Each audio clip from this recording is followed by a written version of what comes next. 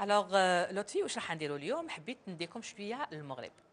الله الله، تحية لكل أشقائنا من نحييهم المغرب بالمناسبه. الشقيق، من تونس وكل الدول العربية، لأنه عندنا كثير من المشاهدين يتابعونا من خلال قناة سي بي سي وقناة الشروق العامة. اكيد، شكون ما يتبعش لطفي. حبيبتي.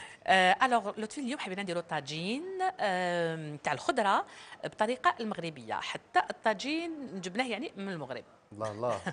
وكاين ميم خلطات اللي يتباعوا في الاسواق، يعني عندنا حنايا في الجزائر في الجي يتباعوا اللي هي خلطات الطاجين. خاصة بالطواجن. توابل خاصه بالطاجين. آه. وي تشريها يعني وتبل. ما تزيدش فوقها اباغ ويمشي مع الملح. كامل الأطباق وي تاع الطاجين. طواجن ديجا مكتوب تابل مخصص للطاجين. أوكي.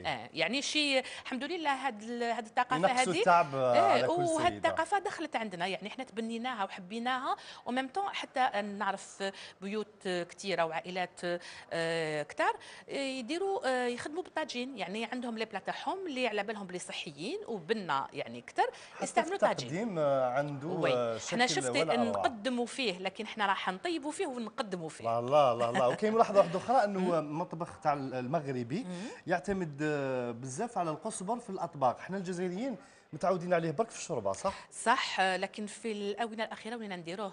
اوكي. لان البنه تاعو بزياده، يعني تزيد في البنه.